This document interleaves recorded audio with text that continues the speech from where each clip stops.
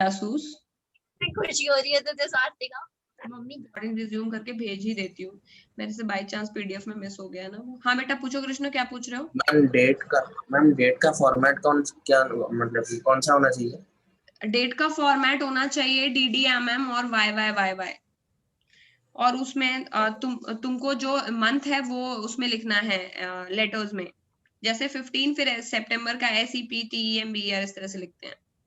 मैं भी 15 तो ये है यू आर रिजवान अली, ठीक है, a resident of 456 Rajouri Garden New Delhi, write a letter to the editor of a national daily, जो है यही है प्रोमिनेंट क्वेश्चन और यही आएगा बोर्ड में। सब्जेक्ट बस अलग होगा। Drawing the attention of the concerned authorities to the deteriorating law and order situation in the city.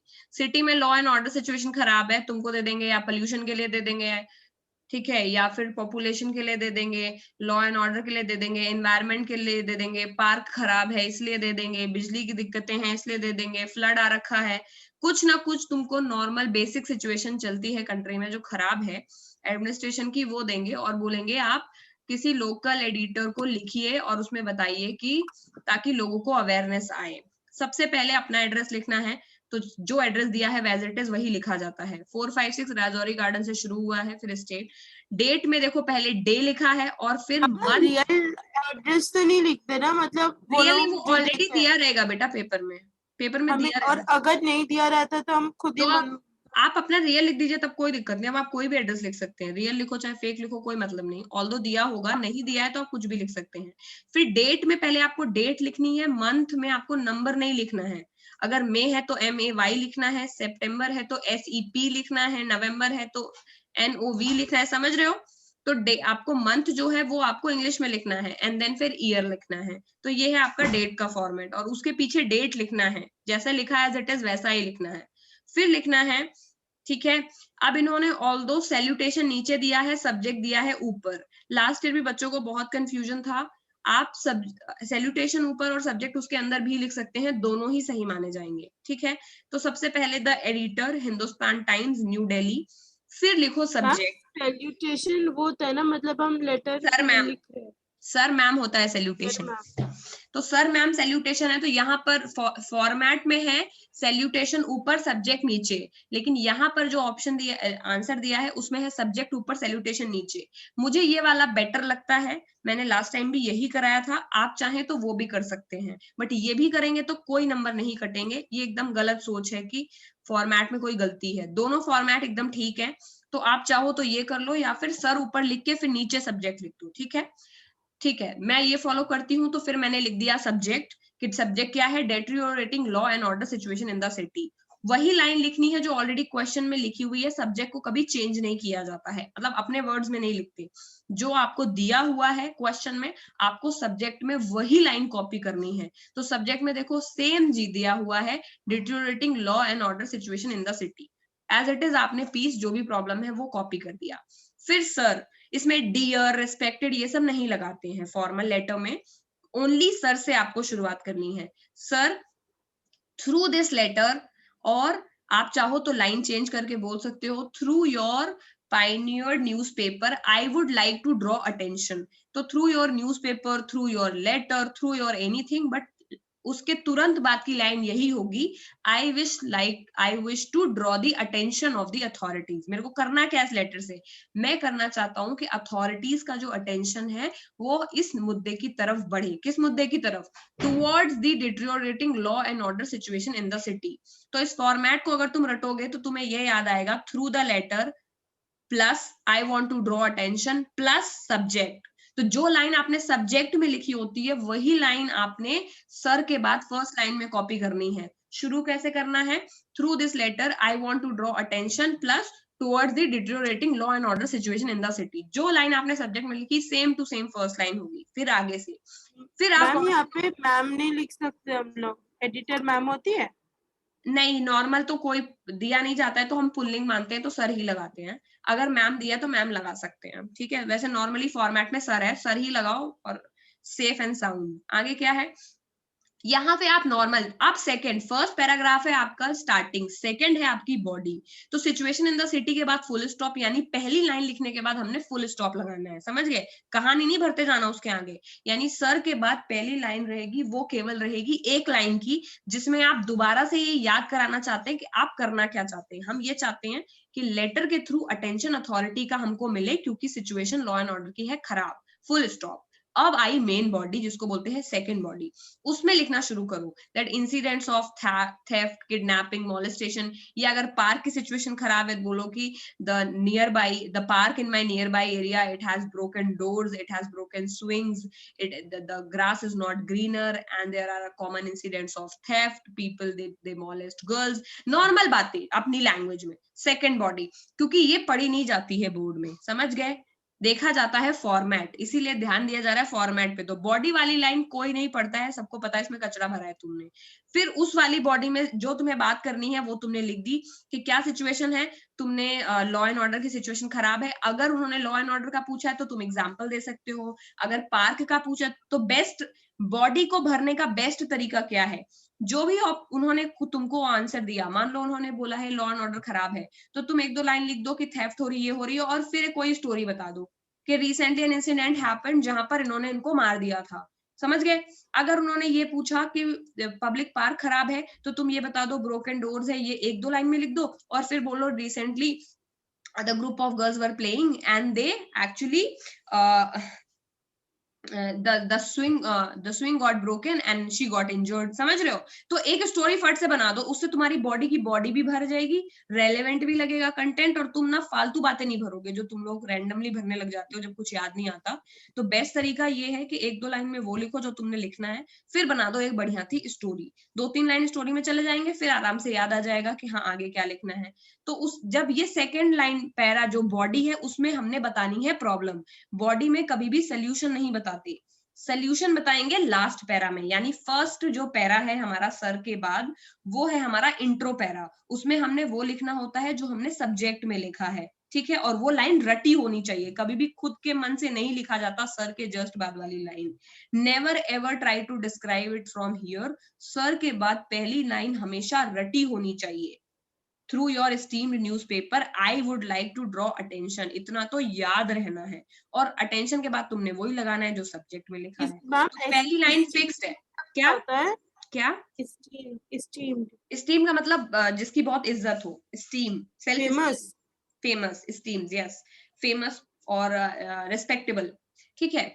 तो इंसिडेंट्स ऑफ थेफ्ट, फिर सेकंड लाइन में तुमने डिस्क्राइब करना है, एक कहानी बनानी है। अब तुम्हें सेकंड लाइन में कोई सोल्यूशन नहीं देना, अब तुम्हें आना है तीसरे पैर। है ना, इट्स माय एस्टीम रिक्वेस्ट, ये लिखता है क्या कि नो, थ्रू योर esteemed उसके लिए लगाते हैं जो इज्जतदार हो। Through your esteemed newspaper I would like to draw attention, तो esteemed न्यूज़पेपर, इसमें भी उन्होंने बहुत सिंपल लैंग्वेज लिखी है, esteemed वर्ड नहीं यूज किया, तुम लोग इसे ऐड कर सकते हो esteemed। Through this esteemed letter या esteemed newspaper I would like to draw the attention of the concerned authorities, authorities के पहले एक वर्ड लगता है कंसर्न्ड, मतलब जो भी मैं पॉइंट लिख रही हूँ उससे जुड़ी जो भी अथॉरिटी है। मान लो तुमने अगर लॉ एंड ऑर्डर के बारे में लिखा है तो फिर डीआईजी अथॉरिटी हो जाएगा, पब्लिक पार्क के बारे में लिखा है तो डीएम अथॉरिटी हो जाएगा, इसलिए अथॉरिटी चेंज हो जाएगी। तो अथॉरिटी के पहले एक वर्ड लगाना है कंसर्न्ड अथॉरिटीज, यानी उससे रिलेटेड जो भी अथॉरिटी है उसको मैं ये बात पहचानना चाहती हूँ, समझ गए?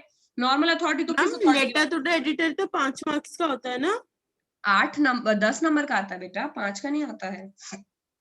अच्छा, story yes, letter to the editor 5, 10 या 8, मतलब 5 का तो नहीं है, 7 to 10 का आता है, 10 का है या 8 का है। और अगर लेटर टू द एडिटर 8 का है तो स्टोरी 10 की आएगी, अगर स्टोरी 10 की है तो लेटर टू द, अगर स्टोरी मैम स्टोरी में जो वो होता है 7 होता है ना शायद, 7 नंबर का ये और 7 नंबर का जो भी नहीं बेटा, मैंने आएगा। सीबीएसई का सैंपल पेपर देखा तो वो एक में 10 और एक में 8 दिया हुआ था, 9th वाले में। तो 10th वाला भी लास्ट टाइम आई थिंक यही था, एक 8 मार्क्स का था, एक 10 मार्क्स दे रखा है। मैम स्टोरी पे वो वाले इस बार आएंगे कि 2 लाइन दे देते और उसको हमें कंटिन्यू करना होता है, वो वाली स्टोरी आएगी, या वो जो वर्ड्स दे देते और बनाना होता है वो डिसाइड नहीं रहता ना? कोई नहीं, स्टोरी में कोई भी टाइप की स्टोरी आ सकती है, एक एक्चुअल फॉर्मेट नहीं डिसाइड होता है कि 2 लाइन 3 लाइन देंगे और वही देना होगा। एक स्टोरी आएगी ये पता है, चाहे वर्ड्स दिया रहे, चाहे स्टार्टिंग का इनिशियल लाइंस दिया रहे, समझ गए? आएगी कि इस बारी डाटा एनालिसिस आएगा? हाँ, डेटा एनालिसिस पर इस बारी तुम लोगों को डिस्क्रिप्टिव पैराग्राफ, मुझे एनालिटिकल पैराग्राफ ही आएगा स्टोरी। अगर बेटा आई भी ना तो स्टोरी और में आ जाएगी, तो ये नहीं सोचो कि एनालिटिकल पैराग्राफ नहीं आता तो हमने नहीं,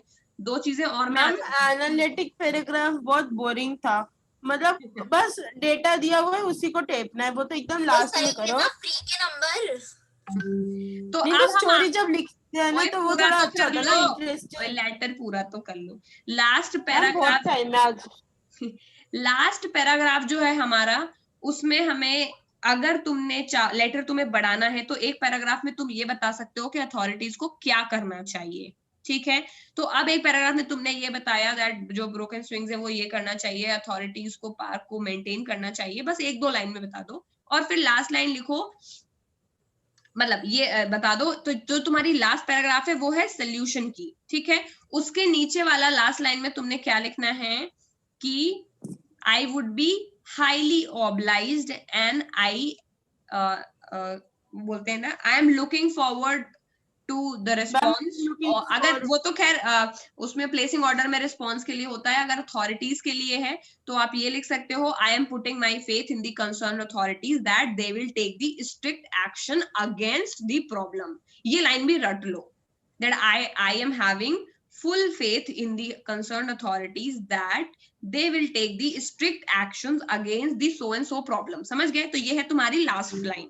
तो फर्स्ट और लास्ट लाइन तो रट गई। सेकंड पैराग्राफ में प्रॉब्लम, थर्ड प्रॉब्लम पैराग्राफ में सोल्यूशन, जो तुम अपनी तरफ से एडवाइस या सजेशन देना चाहते हो कि अथॉरिटीज को क्या करना चाहिए तो ठीक हो जाएगा, क्योंकि केवल प्रॉब्लम बताने से कुछ नहीं होगा, समझ गए? 1-2 लाइन का सोल्यूशन भी हमने बताना है। तो अगर आया है 8-7 नंबर में तो तुमने सजेशन की जरूरत नहीं है, अगर आया है 10 नंबर में तो लेटर बढ़ाना पड़ेगा, तो एक पैरा ऐड करके उसमें सॉल्यूशन बता दो, और लास्ट में your sincerely your name, that's it. समझ गए? और कोई जरूरत नहीं है। और ये लिखेंगे ना कि through your paper I want to reach the authorities and I have full faith वाला बाद में वो लिखेंगे ना, पहले तो ये लिखना पड़ेगा ना कि आपके पेपर के थ्रू। नो वो तो तुमने बेटा फर्स्ट लाइन में लिख दिया ना, अब लास्ट में दोबारा क्यों लिखोगे that I want to concern? तुमने ऑलरेडी फर्स्ट लाइन में लिख दिया, through your esteemed newspaper I would like to draw attention of the concerned authorities towards the problem. फिर तुमने प्रॉब्लम बता दी। लास्ट में तुम्हें क्या बताना है? You have to be optimistic. Optimistic. Ma'am total 4 paragraph रहते हैं, ये 3 से 4 डिपेंड करता है 7 में आए कि 10 में, कोई ऐसा फॉर्मेट नहीं है। बॉडी जो फर्स्ट और लास्ट के बीच में यू कैन ऐड 2 पैराग्राफ्स, ठीक है? अब इन्होंने एक ही लिखा हुआ है लेकिन आप 2 लिख सकते हैं, ठीक है? और अगर आपको एक में ही चाहो तो उसमें नीचे सोल्यूशन आप ऐड कर सकते हो, अगर आपको पैरा चेंज नहीं करने का मन है, कोई दिक्कत नहीं है। हाँ, वो बड़े पैराग्राफ ना करके वो अच्छा लगता है ना, वो छोटे छोटे हाँ, ज्यादा 8-10 नहीं लगाने हैं। 3 to 4 first line, last line, उसके बीच में 1 पैरा या maximum 2 para, that's how your format is gonna be. उससे ज्यादा नहीं करना है। और मैम पैराग्राफ हमेशा वो साइड से स्टार्ट करते हैं ना, जैसे मैंने वो एक जैसे लास्ट इंडेंशन सारी की सारी लेफ्ट इंडेंशन रहती है, एक जैसे जिसमें ऐसे लिखे हैं जैसे एज इट इज लिखने हैं, जैसे इसमें लिखा है, इंडेंशन इसका परफेक्ट है, ठीक है? यानी एक वर्ड के नीचे एक वर्ड आना चाहिए, आगे पीछे नहीं करना है कलमंदी में, एक पैराग्राफ इधर है अगला आधे से शुरू कर दिया, डिजाइनिंग नहीं करनी है। एक फॉर्मेट है, उस फॉर्मेट को फॉलो करना है, वही चलेगा, ठीक है? लास्ट में आपने लिखना है you have to always be optimistic in letter में कभी भी नेगेटिव नहीं होते। तो आपको क्या लिखना है? I have faith in the authorities that they will take strict actions, या I request authority to take strict actions। अगर तुम बहुत पोलाइट नहीं होना चाहते तो वो भी लिख दो, वो भी चलेगा। उसके बाद योर सिंसियरली रिजवान अली, इसमें लिखा हुआ है योर सिंसियरली स्वास्तिका चैटर्जी हो ना? स्वास्तिका चैटर्जी, ओके, हो गया काम खत्म। तो हमारा लेटर है ये हो चुका है। ये लेटर तुम्हारा लॉ एंड ऑर्डर पे था। I am giving you a letter about the condition of orphanage around your, there is an orphanage around your house and its condition is really bad and you want to draw attention of the concerned authorities about it. You have to write letter to the editor of a local daily about this। कर लोगे? भेजना आपको WhatsApp पे या class में देखोगे? मैं class में पूछूंगी कि तुमने क्या लिखा है, तुमने ये करना है, प्रैक्टिस तुम्हारी है। आप होमवर्क भेज देना एक बार आप ग्रुप पे। ठीक है, मैं भेज दूंगी। फिर अपन चलते हैं राइटिंग और सेक्शन। लिखना किसको है? डेली मैम डेली लिखेंगे किसको? डेली मैम क्वेश्चन न्यूज़पेपर, लिख लियो। डेली न्यूज़पेपर को लिखना है बेटा, लोकल डेली। ओके, अब ये है reading daily passage. Newspaper daily daily daily ma'am, newspaper, times of daily, India, the अच्छा हाँ हिंदू, वही मेरे को लोकल डेली। ओके, अब है रीडिंग पैसेज। रीडिंग पैसेज का मतलब है कि हमें नहीं पता कि क्या आने वाला है, लेकिन अगर आपने सीबीएसई सैंपल पेपर्स ढंग से प्रैक्टिस करे हैं, प्रीवियस ईयर्स करे हैं, तो फंस भी जाते हैं। ऐसा नहीं है कि बिल्कुल नहीं फंसते, फंस जाते उसमें से। ठीक है, तो हाई ऑल्टीट्यूड क्लाइंबिंग, कुछ ना कुछ ऐसी अच्छी बातें होंगी। पैसेज के बारे में मैं बिल्कुल कुछ भी चीज वो नहीं करना चाहती डिस्कस, क्योंकि हमें पता है कि हम पढ़ते हैं और सारे आंसर इसी में लिखे होते हैं। लेकिन एक इंपॉर्टेंट पॉइंट जो इसमें ये है कि पहले क्वेश्चंस पढ़ो, उसके बाद पैसेज पढ़ो। पहले पैसेज पढ़ के फिर क्वेश्चन पढ़ के फिर पैसेज पढ़ो, बहुत टाइम वेस्ट होता है। पहले क्वेश्चन पढ़ो एक एक ढंग से, ठीक है, फिर पढ़ो सीधा पैसेज। तुम्हें हर एक लाइन में आंसर्स खुद ही दिखने लग जाएंगे कि इस वाली लाइन में ये आंसर। इसका मीनिंग बताओ या ये बताओ, जो उसमें नहीं होता तो वो कैसे करना है? मीनिंग के लिए तो तुम्हारी ग्रामर बहुत स्ट्रांग होनी चाहिए, या फिर एक और तरीका होता है उसमें, दो तीन मीनिंग एक जैसी दी रहती है और एक मीनिंग अलग दिया रहता है। ऑप्शंस में से भी तुम अकलमंदी कर सकते हो, और अगर वो नहीं है मैम तो फिर पिछली पूरी लाइन का जो मतलब है, समझ रहे हो, पूरी लाइन का जो मतलब समझ में आ रहा है, उसमें उस वर्ड का तुम खुद सोचो क्या मतलब होना चाहिए, पॉजिटिव है या नेगेटिव, समझ गए? इतना तो पता ही लगा सकते हो। मान लो कोई तुम्हें एडजेक्टिव लिखा हुआ है बहुत टफ, तुम्हें नहीं समझ में आता, जैसे यूथनेशिया लिखा हुआ है, तुम्हें नहीं पता इसका क्या मतलब होता है, लेकिन तुम्हें ये पता है कि euthanasia, because of the euthanasia so and so many people have died, तो तुम्हें लगता है यूथनेशिया का मतलब कुछ किलिंग से रिलेटेड है। तो अगर तुम ऐसे वर्ड्स जब समझ सकते हो कि ये पॉजिटिव मीनिंग दे रही है ये वर्ड या नेगेटिव दे रही है, तो उसमें तुम आराम से पकड़ ले जाओगे कि इसमें इस वर्ड का क्या मतलब है। इतना टफ नहीं होता, दो चार मैम कभी कभी तो ऐसा होता है कि वर्ड भी नहीं पता मतलब क्या, तो बगल से चार पूछ लेना, ऑप्शन दिए वो भी पहली बार सुने हैं। तो बगल से पूछ मैम लेना। हमारी हालत, मैम उनको भी तो नहीं पता होता ना, अरे नहीं तो सबसे पहले तो उनसे ही हम पूछते हैं। ऑप्शंस के आंसर आराम से उस वक्त पता चल जाते हैं बोर्ड्स में, इतना नहीं होता है, लेकिन आएगा नहीं ऐसा, बहुत इजी आता है, डोंट वरी। ठीक है, तो पहले प्रैक्टिस करो, हम ढेर सारे प्रैक्टिस करेंगे, सैंपल पेपर भी करेंगे, तो एक आदत पड़ जाएगी, तो खुद ही तुम लोग बेस्ट ऑप्शन चूज करने लगोगे। Practice makes a man perfect. हमने मैम करना ये वाला कल तक करना है? ये वाले तुम्हें मैंने 2 पैसेज दिए हुए हैं, ये तुमने करने हैं संडे तक, लेकिन आराम दो आराम कौन से। सी है? ये एक नहीं है ना बेटा, इसमें 2 पैसेज है, 1 and 2, कलरफुल नहीं, न्यूट्रिशन। एक तो आपने लेटर वाला एडिटर वाला बोला। हाँ, और ये है 2 पैसेज जो तुम्हें परसों तक करने हैं। लेटर टू एडिटर भी तुमने परसों तक करना है। तुम्हारे पास तो टोटल 3 राइटिंग वर्क है, तुम्हें 2 लेटर, 1 लेटर और 2 पैसेज करने हैं, ठीक है। और यही टाइम में अभी प्रैक्टिस कर लो, लास्ट में मैथ्स और साइंस के चक्कर में ऐसा फंस जाओगे ना तुम लोग, डर लगेगा गंदा कि ये प्रैक्टिस नहीं कर पाओगे बिल्कुल भी। अभी उतना डर नहीं लग रहा है तो अभी कर लो। ये इंग्लिश हिस्ट्री सब्जेक्ट ऐसे, इनको अभी रेडी करके एकदम रख लो, समझ गए? तो वहां पे फिर कॉन्फिडेंस एकदम लूज नहीं करोगे। आराम आराम से टाइम मिले, खाना खाते खाते पढ़ लेना, पैसेज जैसे ठीक लगे वैसे कर लेना। 2 पैसेज हैं, आराम से उसको 5 कर लो। मिनट का काम है पैसेज, तो 5 वही मिनट है का लाइक। काम है पैसेज और 10 मिनट का काम है लेटर, ठीक है। और एक चीज मेरी हमेशा वो मान के चलो कि लेटर का फॉर्मेट रटा होना चाहिए, उसके फर्स्ट लास्ट लाइन रटी होनी चाहिए। कभी ये मत सोचो कि बिना इंग्लिश ही है मैं लिख लूंगा, no, you have to mug it up and then vomit it जो आउट। फर्स्ट वाली लाइन होती है कि विथ फ्रॉम योर वो newspaper we would like to, हाँ फ्रॉम नहीं है, फ्रॉम गलत प्रीपोजिशन है, थ्रू, जरिया, आपके न्यूज़पेपर के जरिए। Through your esteemed newspaper I would like to, एक number, through, through your esteemed newspaper, तभी तो बोल रही हूँ एग्जैक्ट वर्ड रटे होने चाहिए। ये जो वो स्टार्टिंग वाली अच्छी नहीं है मेरी। ठीक है, तो अभी on that note I think आज हम थोड़ा बहुत इंग्लिश का तो हमारा जल्दी रैप हो जाएगा, कोई दिक्कत नहीं है। फिर हम अपना पूरा टाइम देंगे ढंग से एसएसटी को, और सैंपल पेपर दबा के प्रैक्टिस करेंगे ताकि कुछ बचे ना, ठीक है। Thank you ma'am, bye bye bye.